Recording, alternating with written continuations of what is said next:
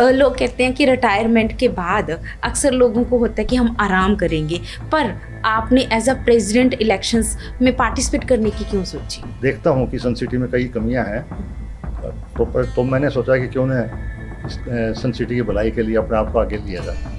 जो प्रीवियस या फिर आउटगोइंग प्रेसिडेंट है, किसी और पार्टी ने उनको अपना चेहरा बनाया है, आप अपना चेहरा किसको बनाते हो? मेरे तो परिक्रमा के जितने भी निवासी हैं जी वो सारे मेरे चेहरे हैं। सर, आपकी टीम की क्या खास बात है? हमारी टीम की खास बात यह है जी, एक तो आपने देखा होगा उसमें है ना, सारे वो एक्सपर्टीज रखे हैं। मैं कोई थर्ड पार्टी एजेंसी नहीं लेकर आऊँगा जी।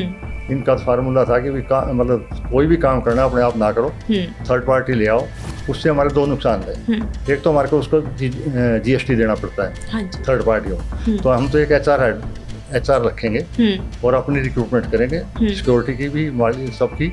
जो पब्लिक डोमेन में है बात कि भी 60-65 लाख रुपया कंसल्टेंसी चार्ज देते हैं, तो उसको हटाया जाएगा, प्लस जीएसटी देते हैं। मेरा प्लान है कि और भी करी जाएगी।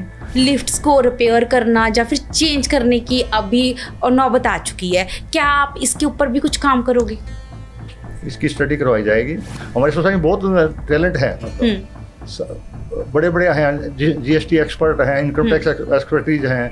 तो मैंने जीएसटी का भी कैलकुलेशन किया है कि थर्ड पार्टी हटने से 1 करोड़ का लगभग हमारी जीएसटी बचेगी। ओह, बाकी 2 टीमें हैं, है ना, एक आपकी, 3 टोटल टीमें हैं, तो आप उनसे कैसे अलग हो? हम अलग ऐसे हैं जी, मैं पब्लिक का आदमी, पब्लिक को सांस लेके चलता हूँ। आपको लगता है कि एक सोसाइटी के सिंपल सी एजीएम के लिए पुलिस को बुलाना जरूरी है?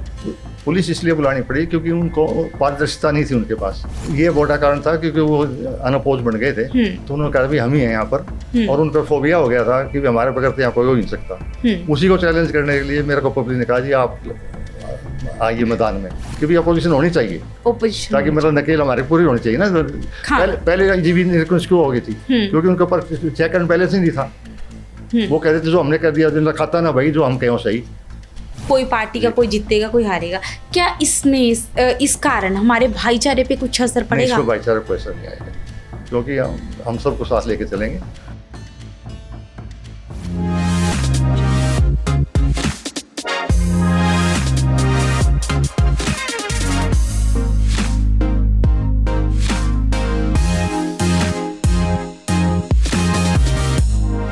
आज पॉडकास्ट विद शालू बहुत अलग होने जा रहा है।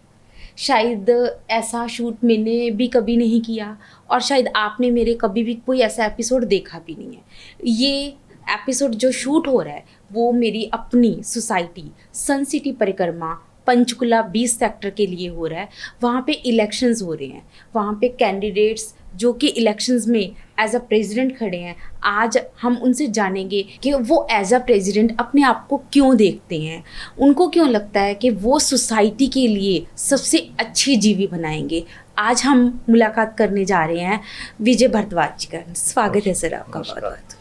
सर, पहले तो मैं लोगों को बता देना चाहती हूँ कि आप एक बहुत बड़े ऑफिसर थे, है ना, जो कि रिटायर्ड हो। लोग कहते हैं कि रिटायरमेंट के बाद अक्सर लोगों को होता है कि हम आराम करेंगे, पर आपने एज अ प्रेसिडेंट इलेक्शंस में पार्टिसिपेट करने की क्यों सोची? मेरी पब्लिक लाइफ रही है, पब्लिक एडमिनिस्ट्रेशन में रहा हूँ मैं, तो मुझे काम करने का जज्बा रहता है। तो मैं देखता हूँ कि सन सिटी में कई कमियाँ हैं, तो मैंने सोचा कि क्यों न सन सिटी की भलाई के लिए अपने आप को आगे लिया जाए। तो उसके लिए मैंने सोचा कि क्यों इलेक्शन लड़ा जाए। वह मोर ओवर कई यहाँ लोगों की डिमांड थी कि भी भारद्वाज जी आप लड़ो, ताकि आपका एक्सपीरियंस इस सोसाइटी के काम आए। इसलिए मैंने पब्लिक डिमांड पर यह फैसला लिया कि मैं परिवार का इलेक्शन लड़ूँ। ओह वाह। सर, जब आपने इलेक्शन लड़ने का मौका आपने को मिला है ना, आप पार्टिसिपेंट हो इलेक्शन में, तो आपको क्या लगता है जो बाकी 2 टीमें हैं, है ना, एक आपकी, 3 टोटल टीमें हैं, तो आप उनसे कैसे अलग हो? हम अलग ऐसे हैं जी, मैं पब्लिक का आदमी, पब्लिक को सांस लेके चलता हूँ। मैं जो रेजिडेंट्स आएंगे मैं वही काम करता हूँ। मैं चाहता हूँ कि मैं प्रेसिडेंट नहीं बनूँ, सारी जो भी मेरे रेजिडेंट हैं वो यहाँ के प्रेसिडेंट हो, अपने आप को सारे प्रेसिडेंट समझें और उनको साथ लेकर के जो वो कहेंगे मैं वो काम करूँगा। सर जो पिछली जीबी है उस पे बहुत सारे रेजिडेंट्स आरोप लगाते हैं कि जो उनकी नीतियाँ थी उसमें लोगों को नहीं लिया गया, जब पारदर्शिता नहीं थी। तो क्या आपको लगता है कि आपकी जीबी कुछ अलग करेगी इनके साथ? जी, वो जो पहली जीबी थी वो सिर्फ 2-3 आदमी बेस्ड थी। पारदर्शी, वो किसी से सलाह नहीं करते थे, उनसे पूछो जो मनमर्जी थी वो करके और इम्प्लीमेंट करने के बाद ऑर्डर करते थे वो तो कि हमने ये कर दिया है। तो पब्लिक को कोई नहीं बताता था कुछ हमने क्या किया है, कोई कुछ पूछता रहे, उनके जवाब देने के लिए तैयार ही नहीं होते। तो आपको लगता है कि जब डेमोक्रेसी है हमारे इंडिया में, ये नीति कहीं सही थी? नहीं, बिल्कुल नहीं सही बिल्कुल थी। सही नहीं। तो क्या आप जब आप एज अ प्रेसिडेंट बन जाओगे, क्या आप लोगों का सही सलाह मशवरा लोगे? जी, मैं हर 3 महीने में जो हमारी मतलब बैलेंस शीट बनेगी वो मैं हर एक मेंबर को सर्कुलेट करूँगा ताकि उनको पता लगे कि हमारा कितना पैसा है, कितना गया, क्या काम किया है। मोर ओवर जब भी जीबी की मीटिंग होएगी उसी दिन शाम को जो भी उसमें मतलब फैसले लिए जाएंगे वो भी व्हाट्सएप के थ्रू हर एक से उसको मेंबर को मैं सर्कुलेट करूँ ताकि उनको पता लग सके कि हम क्या कर रहे हैं। सर जब हम जीबी की बात कर रहे हैं ना, तो ओपन हाउस मीटिंग बहुत बहुत मैटर करती है। तो आप क्या मंथली ओपन हाउस मीटिंग करेंगे? जी नहीं, मैं 6 महीने में एक दफ़ा ओपन हाउस मीटिंग करूँगा। उसमें सारे टेनेंट भी होंगे, ओनर भी होंगे और उनके जो भी सुझाव होंगे उनको इम्प्लीमेंट करने की एट द स्पॉट कोशिश की जाएगी। सर जब आप सपोज करो आप आ जाते हो एज अ प्रेसिडेंट आ जाते हो, तो लोगों की बहुत सारी अपेक्षाएं आपकी तरफ बढ़ जाएंगी, है ना? तो मुझे एक चीज़ और जाननी है कि पहले 90 दिन जो कि हमेशा हर एक लोकतंत्र में बहुत महत्वपूर्ण होते हैं, तो आपकी जीबी पहले 90 दिन ऐसा क्या करेगी जो पिछली जीबी नहीं कर पाई? सबसे पहले तो पार्किंग की समस्या बहुत है यहाँ, तो लोगों को सहयोग लेकर के उसको सेंट्रलाइज किया जाएगा।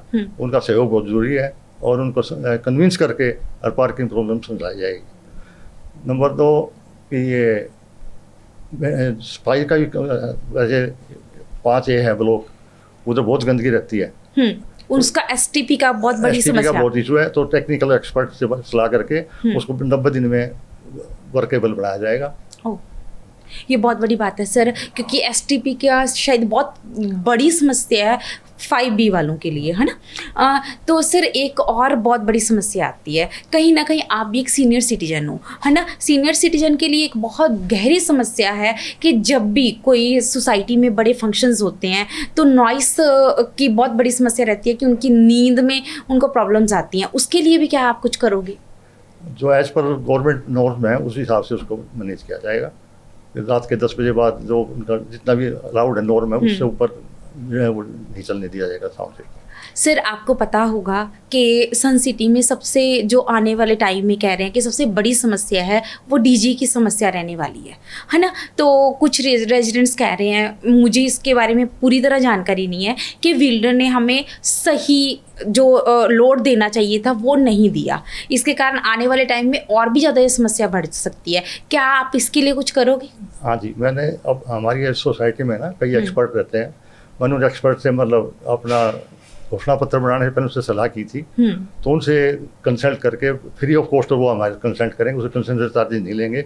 तो उनसे सलाह लेकर के जीबी का लोड बढ़ाया जाएगा, एक्स्ट्रा लगाने होंगे तो लगाया जाएगा, उसको विद इन 90 डेज मैनेज कर देगा। ओह, बहुत अच्छी बात है सर। एक चीज़ और आपको ये ध्यान में होगी, हमारी सोसाइटी में एक बहुत बड़ा हादसा हुआ था जो कि फायर इंसिडेंट था।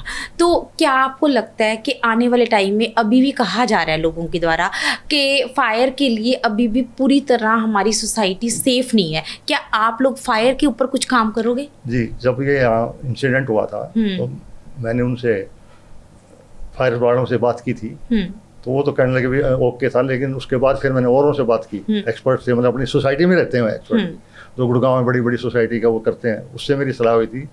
तो जिस दिन ये काम उस दिन इंसिडेंट हुआ उस दिन सारी पाइप ड्राई थी नीचे वाली, इसलिए बल्ब नहीं खुले।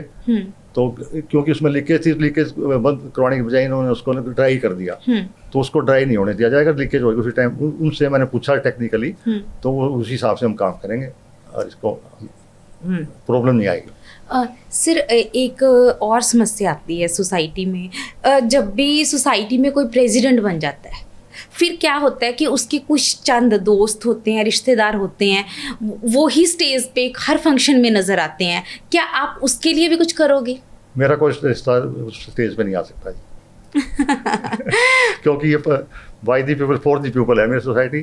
तो जो ऑफिस बीरर होंगे वो करेंगे, और जरूरी नहीं कि ऑफिस बीरर भी करें, कोई और भी एक्सपर्ट उनकी भी सेवा ली जा सकती है। एक चीज़ और सर, जब सोसाइटी के बारे में हम बहुत लंबी चौड़ी बातें कर रहे हैं, तो हमारी सोसाइटी में एक चीज़ बहुत मानता है कि यहाँ के फेस्टिवल्स बहुत मशहूर है ना। इनके यहाँ के फेस्टिवल्स बहुत बहुत अच्छे ढंग से मनाए जाते हैं और बहुत ग्रैंड लेवल पे मनाए जा रहे हैं।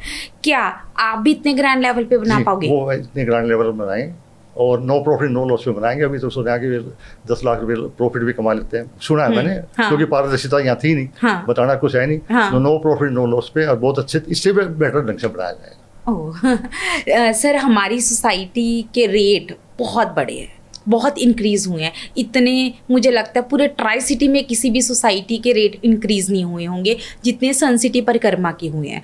तो मैं जानना चाहती हूँ, कहीं ना कहीं इस सोसाइटी के रेट्स को इंक्रीज़ करने के लिए एक चीज़ मानी जाती है कि यहाँ की ग्रीनरी, यहाँ के पार्क, ये चीज़ें कहीं ना कहीं हैं जिसके कारण सोसाइटी के रेट बढ़े हैं। क्या आप पार्कों को अच्छे से और अच्छे से बनाने के लिए भी कुछ प्लान लेके आ रहे हो? जी, मेरा प्लान है कि ये और भी ग्रीनरी करी जाएगी। और जो हमारे सालाना फेस्टिवल लगते हैं, फ्लोर फेस्टिवल, तो ये देखा होगा आपने, आज तक कोई हमारी एंट्री नहीं गई थी। हाँ जी। इसमें क्यों नहीं गई? कि इसमें कुछ कमियां रहती हैं, इसलिए नहीं गई। तो इसको और ग्रीन बनाया जाएगा, एक्सपर्ट की राय लेकर के। पॉलिटिकल एक्सपर्ट अपनी सोसाइटी में भी है, मेरे दोस्त भी हैं, फ्री ऑफ कॉस्ट। अब तो मैंने सुना है, क्योंकि मेरे पास फिगर नहीं है कि हैवी ये अमाउंट देते हैं उसका, तो मैं उस अमाउंट को कर्टेल करके और फ्री सेवाएं लेकर के इसको अगले आने साल के फ्लोर फेस्टिवल में मैं एंट्री कराऊंगा, और उम्मीद करता हूँ फर्स्ट 3 में हमारी सोसाइटी आए। आपको हमारे क्लब हाउस का जो केस चल रहा है उसके बारे में कुछ जानकारी है? पहले तो मैं आपसे जानना चाहूँगी। नहीं, मेरे को कोई जानकारी नहीं है, क्योंकि मैंने कई दफ़े इनसे मांगे भी, प्लेंटी की कॉपी दो, तो इन्होंने दी नहीं। लेकिन मैं जब भी, अगर मेरे को सेवा का मौका दिया तो मैं इस केस को रिव्यू करूँगा, और जो पहले ओनर्स थे, जो बिल्डर्स थे, हाँ, उनके साथ टेबल पर बैठ करके इसको समाधान किया जाएगा। और अगर वो भी नहीं हुआ तो इसका स्टडी करके प्रॉपर कोर्ट में केस डाला जाएगा। सर, आपको शायद पता होगा इस बात का तो, कि जो केस था जो किसी रेजिडेंट ने डाला था क्लब हाउस के लिए, तो वो केस PRW ने अपने ऊपर ले लिया। उसके लिए आप क्या करोगे? मैंने कहा ना, उसका केस का रिव्यू करेंगे, उसमें देखा जाएगा उसमें क्या किस बात का उनका नोटिस इशू हुआ था, तो उसको देख कर अकॉर्डिंगली वो उसका फैसला विद इन 90 डेज करवाता है। सर, जो पुरानी जीवी थी वो थर्ड पार्टी मेंटेनेंस एजेंसी लेके आई थी, क्या आप भी ऐसा कुछ करोगे या खुद से ही सारे काम करोगे? मैं कोई थर्ड पार्टी एजेंसी नहीं लेकर आऊँगा जी। इनका फार्मूला था कि मतलब कोई भी काम करना अपने आप ना करो, थर्ड पार्टी ले आओ और उसको कराओ। उससे हमारे 2 नुकसान है। एक तो हमारे को उसको GST देना पड़ता है, हाँ, थर्ड पार्टी हो, तो हम तो एक HR रखेंगे और अपनी रिक्रूटमेंट करेंगे, सिक्योरिटी की भी, माली सबकी। और क्योंकि हमारी टीम में लॉ एक्सपर्ट भी हैं, मेरे जो जनरल सेक्रेटरी है वो लॉ एक्सपर्ट है, तो उस हिसाब से डाल किया जाए। उसमें 65 लाख के या 60 लाख के जो भी मुझे बताया, लेकिन एग्जैक्ट मैंने तो देखा नहीं। जो पब्लिक डोमेन में है बात, कि भी 60-65 लाख रुपया कंसल्टेंसी चार्ज देते हैं, तो उसको हटाया जाएगा, प्लस GST देते हैं। सर, अभी आप बोल रहे हो कि आप खर्चों को कम करोगे, है ना? तो आप थर्ड पार्टी मेंटेनेंस नहीं करोगे, एजेंसी नहीं लेके आओगे। तो जब खर्चे कम होंगे तो क्या आप रेजिडेंट्स पे थोड़ा सा भार कम करोगे मेंटेनेंस के रूप में?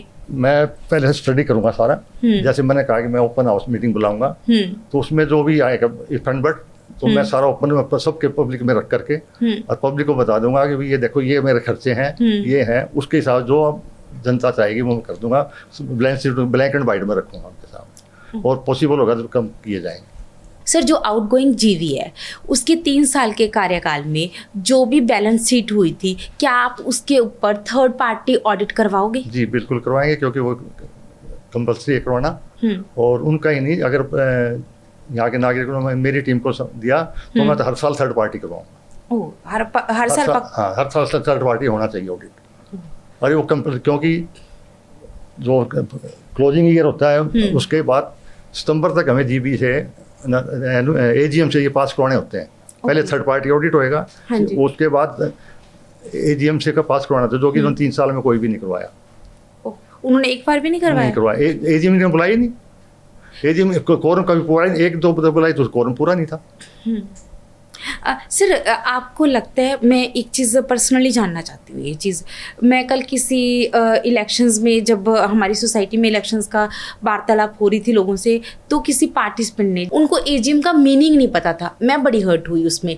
तो क्या आपके साथ लोग खड़े हुए हैं, आपकी पार्टी में लोग खड़े हुए हैं, आपको लगता है कि उनको ऐसे मीनिंग पता नहीं होंगे? नहीं है, मेरी पार्टी को सबको पता है, सारे मेरे एजुकेटेड हैं सारे, और लगभग रिटायर्ड ऑफिसर है, तो हमें तो पता ही है सारा, पता है सर। मेरी टीम को पता है। सर आपको लगता है कि एजीएम बहुत ज़रूरी है एक सोसाइटी के लिए? ये जरूरी नहीं है जी, ये सरकार की गाइडेंस डायरेक्शन है, ये हर सितंबर में एजीएम करनी ही करनी है।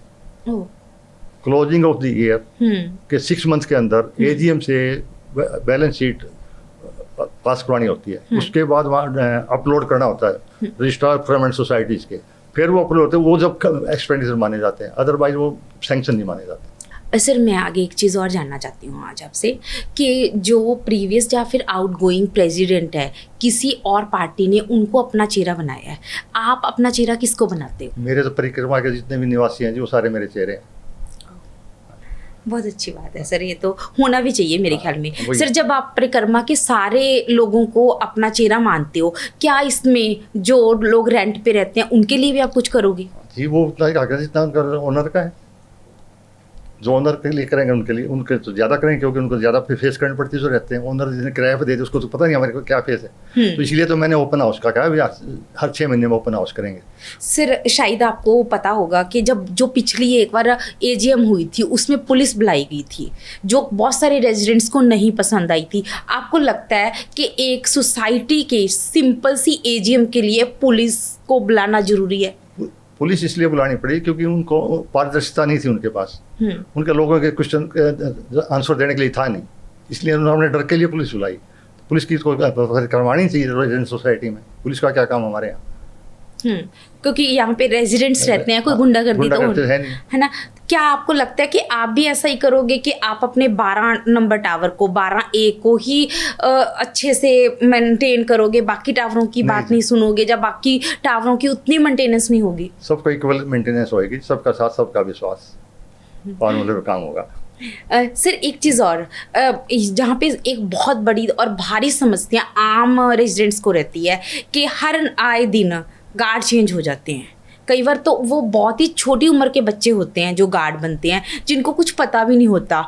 तो आपको लगता है कि अपने जो आपका 12A टावर है, सिर्फ उसके लिए एक अच्छे गार्ड ढूंढ के लाना, और बाकी दूसरे टावर्स के लिए अनमैच्योर गार्ड्स या फिर रेगुलर बेसिस पे चेंज करना कितना सही है?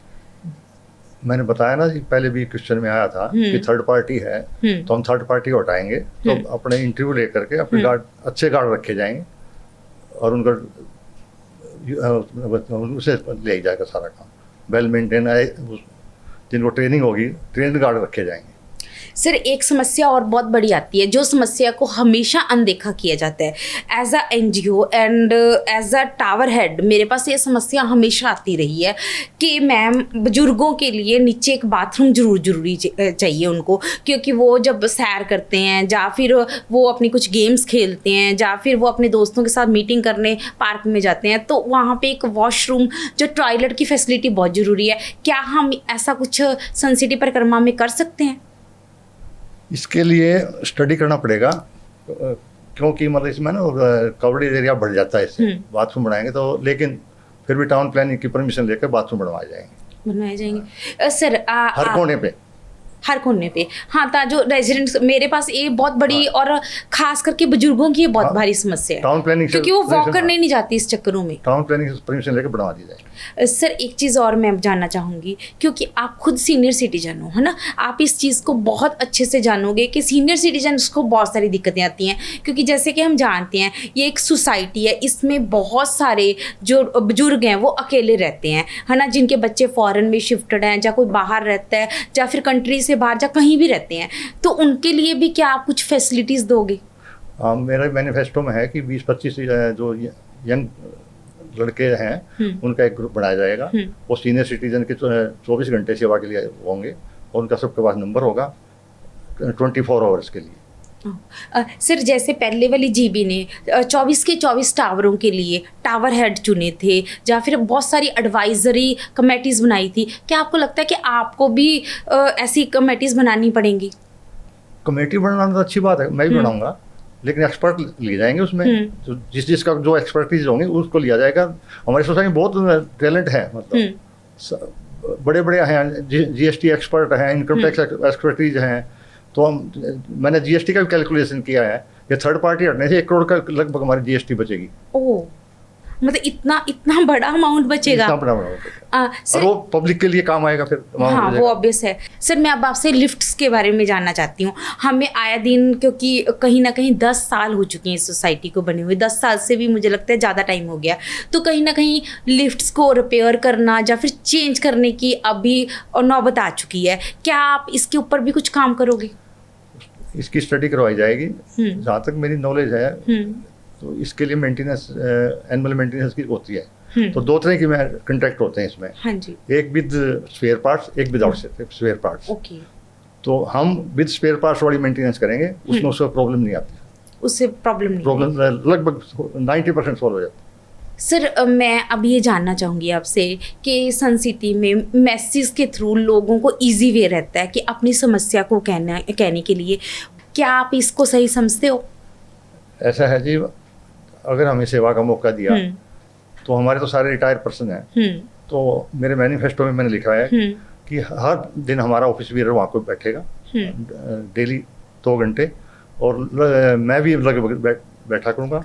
तो उसी टाइम हम उसकी समस्या हल करेंगे, और जब भी कंप्लेंट कोई आएगी तो उसको 48 घंटे के अंदर उसको रेक्टिफाई करने की कोशिश की जाएगी। और कंप्लेंट बॉक्स हर उसके आगे, टावर के आगे रखा जाएगा, और वीकली उसकी रिव्यू किया जाएगा और सारी समस्याओं का समाधान कर दिया जाएगा। तो ये नौबत आएगी नहीं। कुछ दिन पहले एक समस्या आई थी लोगों के सामने कि उनकी बालकनी का सीमेंट या प्लास्टर गिरना शुरू हो गया था और काफ़ी ज़्यादा गिरा था। तो उन्होंने मेंटेनेंस ऑफिस जाकर कंप्लेंट की थी, तो वहाँ पे उनको ये आंसर मिला था कि ये काम मेंटेनेंस के नहीं है। तो पर जब अब इलेक्शंस अनाउंस हो गए हैं तो ये सेम समस्या के ऊपर काम किया जा रहा है, तो ये क्या इलेक्शंस के लिए किया जा रहा है? ये बिल्कुल इलेक्शन के लिए किया जा रहा है। पहले क्यों नहीं इन्होंने 3 साल इसको किया? ये तो अनड्यू बेनिफिट उठा रहे हैं अपने उसका रहने का। मोर ओवर जब इलेक्शन डिक्लेयर होता है, पॉइंट होता है, एक्सपेंडिचर करने का वो ही नहीं है अंडर रूल। तो फिर ये नहीं करना चाहिए इनको? बिल्कुल नहीं, पहले क्यों नहीं किया? करना चाहिए। ये जीबी की जिम्मेवारी है कि करे वो गवर्निंग बॉडी, क्योंकि आउटर की जिम्मेवारी मतलब उसकी है, जीबी की है, इंटरनल की मतलब नहीं है हमारी। तो आउटर की उसी टाइम करना चाहिए। अगर हमें मौका दिया तो मतलब मैं तो विदिन 24 आवर करूँगा ये काम, क्योंकि उसमें रेजिडेंट का भी चोट लगने का भी खतरा है नीचे। हाँ जी, बच्चे खेलते हैं, बूढ़े सभी हैं जी। सर जब रेजिडेंट के खतरे की बात हो रही है तो मैं एक चीज़ और जानना चाहूँगी। आपने भी देखा होगा कि एक गुड़गांव में एक समस्या आई थी कि किसी का फ्लावर पॉट गिरा था नीचे, जिससे एक बच्चे की जान चली गई थी। और हमारी सोसाइटी में भी बहुत सारी बालकनियों में ऐसे फ्लावर पॉट टांगे हुए हैं जो कि कानूनी भी सही नहीं है। क्या आप उसके लिए भी कुछ एक्शंस लोगे? हाँ, वो नहीं लगाने दिए जाएंगे। नहीं लगाने दिए जाएंगे? उनको कन्विंस करा करे। उनको रेजिडेंट, मैंने कहा ना, मैं सबको विश्वास में लेकर काम करूंगा। उनको कन्विंस करवाएंगे, और जो कोई आपको पता ही है मतलब सारे रूम कोई होता है एक आधा, तो उसको भी फिर लीगली करेंगे। सर एक बहुत बड़ी समस्या है जो सन सिटी में भी है। सन सिटी बहुत सुंदर सोसाइटी है, पर कुछ लोगों ने अपनी बालकनीज अपने हिसाब से मॉडिफाइड की हैं। क्या वो सही है? क्या उसके लिए भी कुछ किया जाएगा? वो बिल्कुल सही नहीं है। जहाँ तक मेरी नॉलेज में उनको नोटिस आए हुए हैं टाउन प्लानिंग से, वो नोटिस देना टाउन प्लानर का काम है, क्योंकि जीबी के पास कोई पावर नहीं है उसका करने की। ओके, आप मुझे ये बताओ, आप औरतों के लिए क्या करोगे? लेडीज का भी एक ग्रुप बनाया जाएगा, और उनकी कल्चर प्रोग्राम जो भी उनके सुझाव होंगे उनकी इम्प्लीमेंट करेंगे। और मैं तो मतलब अब भी आपने देखेंगे कि हमारी तो जो महिलाएं हैं वो भी हमारी कन्वेंसिंग में निकली हुई हैं। तो हम तो सब औरतों का उससे हमारे से ज़्यादा राइट है आदमियों से जी। हाँ जी। तो आप मतलब जीबी बनकर औरतों के मतलब औरतों को भी एक छोड़ दोगे कि वो भी अपनी विचारधारा आपके सामने रख सकते हैं? बिल्कुल रख सकते हैं। मैंने कह दिया सारे रेजिडेंट के लिए मैं तो ओपन किताब है जी हमारी। तो जब 6 मंथली हम ओपन हाउस करेंगे, उसमें सब तो आएगा, जो भी समस्या हम हल करेंगे और उनको कन्विंस करवाएंगे। ये हम कन्विंस हो जाएंगे। ठीक है ना जी। बहुत अच्छी हाँ। बात कही सर। आपकी टीम की क्या खास बात है जो आपको लोग वोट दें? हमारी टीम की खास बात यह है जी, एक तो हमने आपने देखा होगा उसमें है ना सारे वो एक्सपीरियंस रखे हैं। मैं जैसे मतलब अर्बन स्टेट से हूँ, हाँ से जी। हूँ, तो ये सारे स्टेट्स का काम मेरा है।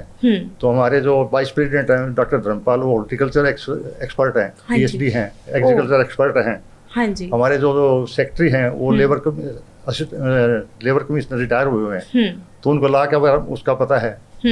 और बाकी जो मेरी दो जॉइंट सेक्रेटरी वो भी लेडी हैं और MBA हैं वो। कैशियर हमारे ऋषिपाल जी हैं, वो बिजनेसमैन हैं, उनको भी है। 2 GB में मेरी लेडीज मेंबर हैं।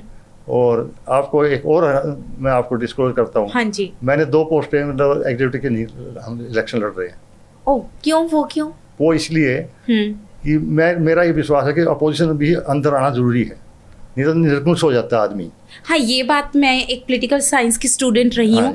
डेमोक्रेसी तभी अच्छी होती है जब उसके अंदर ओपोजिशन हो। ओपोजिशन के बिना कोई भी डेमोक्रेसी अच्छे से रन ही नहीं कर सकती। इसलिए मैंने 2 नॉमिनेशन नहीं करवाए थे अपनी टीम के। ओ, इसका ये रीजन था? ये रीजन था। पर लोगों ने तो ये कहा कि आपको 2 लोग नहीं मिले। नहीं, ऐसी कोई बात नहीं थी। लोग तो मतलब मैं 5 ही आदमी थोड़े हैं यहाँ पर।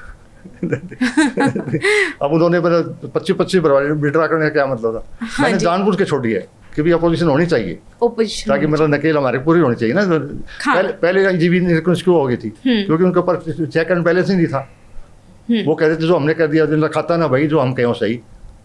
ये बड़ा कारण था क्योंकि वो अनअपोज बन गए थे, तो उन्होंने कहा भी हम ही हैं यहाँ पर। और उनका फोबिया हो गया था कि हमारे बगैर तो यहाँ कोई हो नहीं सकता। उसी को चैलेंज करने के लिए मेरे को पब्लिक ने कहा जी आप आइए मैदान में, और पब्लिक डिमांड में मैदान में आया था। नहीं, मेरी कोई इच्छा नहीं थी। ओके। और ये फोकस तोड़ने के लिए। सिर्फ एक, जैसे कि हम सबको पता है कि 3 पार्टियां, अलग अलग पार्टियां खड़ी हुई हैं, है ना। इसमें अलग अलग लोग अपने लिए वोट मांग रहे हैं। कोई हारेगा कोई जीतेगा, ये एक पक्की बात है ना। कोई पार्टी का कोई जीतेगा कोई हारेगा। क्या इसमें इस कारण हमारे भाईचारे पे कुछ असर पड़ेगा? इसमें भाईचारे को असर नहीं आएगा, क्योंकि हम सबको साथ लेके चलेंगे। अगर हमें मौका मिला तो वो जो भी होंगे उनको भी कमेटियां बनाएंगे, उसमें पार्टिसिपेट करवाएंगे। जो भी एक्सपर्ट आदमी होगा उसकी हम सेवाएं लेंगे। भाईचारा को बरकरार रखें, कोई द्वेष भाव नहीं होगा हमारा। सर एक चीज़ और, लास्ट में मैं 2 सवाल और पूछना चाहती हूँ आपको। आप अपनी जीत को कैसे लेते हो? मेरी जीत तो है ही नहीं जी, मेरी जीत तो पब्लिक की जीत है जी। मैं तो मतलब उनका सेवक बनकर रहना। मैं प्रेसिडेंट नहीं होगा। Everybody is president in this. अगर मैं हुआ तो हर एक नागरिक प्रेसिडेंट समझे अपने आप को। बहुत अच्छे कैंडिडेट हो आप, बहुत मैच्योर कैंडिडेट हो, दुनियादारी की समझ भी है आपको। पर बाई चांस आप हार जाते हो तो आप अपनी हार को कैसे लोगे? मैं सिर्फ खिलाड़ी के लिए हूँ। एक खिलाड़ी, 2 खिलाड़ी लड़ते हैं, एक तो हारना है, और फिर उनके साथ कंधे से कंधा मिला काम करूँगा। तो जब आप सपोज करो आप हार जाते हो, मैंने ये चीज़ ज़रूर जानना चाहती हूँ, क्या फिर आप उतने ही इंटरेस्ट से AGM अटेंड करोगे, ओपन हाउस मीटिंग्स अटेंड करोगे, या फिर उनको सजेशंस दोगे? बिल्कुल पार्टिसिपेट करेंगे, सजेशन मांगे सजेशन देंगे, नहीं तो उनकी कमियां गिनाएंगे, जो भी वो नहीं करेंगे काम। मतलब ये तो नहीं होगा कि कई बार होता है कई लोग हारने के बाद चुप करके बैठ जाते हैं, नहीं कि आपसे एक स्ट्रॉन्ग ओपोजिशन भी बना सकते हो? स्ट्रॉन्ग से भी स्ट्रॉन्ग बनाएंगे। ये मेरे ख्याल में बहुत जरूरी भी है। हाँ जरूरी है। मैंने आपको पहले कहा, मैंने 2 एग्जीक्यूटिव मेंबर नहीं भरे, इसलिए तो नहीं भरे कि मतलब अपोजिशन आए मेरे पास। क्योंकि मैं हमेशा अक्सर ये बात कहती हूँ, एक अच्छे लोकतंत्र को तभी चलाया जा सकता है जब उसकी ओपोजिशन स्ट्रांग होती है, अदरवाइज वो डिक्टेटरशिप का रूप ले लेती है धीरे धीरे। एग्जैक्टली, है ना। हाँ। तो एक चीज और जानना चाहूंगी जो मुझे लगता है सन सिटी में हर एक व्यक्ति जानना चाहता है, आपका कंपेनिंग का ढंग और बाकियों की कंपेनिंग के ढंग में क्या अंतर है? मेरी कंपेनी, मेरी टीम का ये प्रयास है जी, हमारे हर एक रेजिडेंट से मिले ताकि वो हमें जान सके, हम उनके जान सके। मैं डोर टू डोर कंपेनिंग का वो उसमें कर रहे हैं, मतलब सोशेबाजी कोई नहीं करना, तो बिल्कुल डोर टू डोर करके, और मैं सबसे मिलूंगा और सबको साथ लेके चल। लास्ट में मैं एक चीज़ जरूर आपसे जानना चाहूँगी कि क्या आप सन सिटीजन को कुछ संदेश देना चाहते हो? मैं सन सिटी के रेजिडेंट से अपील करता हूँ कि आप पारदर्शिता लाने के लिए, आपके भलाई के लिए मेरी टीम को चुने, और मैं पोस्टरबाजी में विश्वास नहीं करता। अभी आपने देखा होगा कि एक पंपलेट बैठा है, उसमें आउटगोइंग प्रेसिडेंट का जो पोस्टर चेहरा बनाया गया है, इससे ये लगता है कि वो जो भी प्रेसिडेंट बनेंगे वो डम्मी बनेंगे, क्योंकि डायरेक्शन तो उसी की चलेगी जो आयुर्वेद की है। तो इसको भाई भतीजावाद को ख़त्म करने के लिए और जीपी को अपने पारदर्शिता काम करने के लिए मुझे चुने, ताकि हम किसी भी दबाव के बगैर आपकी सेवा कर सकें। सर बहुत बहुत धन्यवाद। और मैं भी जाते जाते ऑडियंस को कहना चाहूँगी कि इलेक्शंस में वोट पाना आपका बहुत बहुत बड़ा राइट है, वो आपको ज़रूर यूज़ करना चाहिए। बहुत सारे रेजिडेंट वोट नहीं पाते हैं, उनको लगता है कि ये हमारा काम ही नहीं है। मुझे लगता है कि हर रेजिडेंट को आगे आके अपने वोट के अधिकार का यूज़ करना चाहिए, ताकि हम एक अच्छी और प्यारी जीवी लेके आ सकें जो कि हमारी सन सिटी के विकास के लिए काम करे।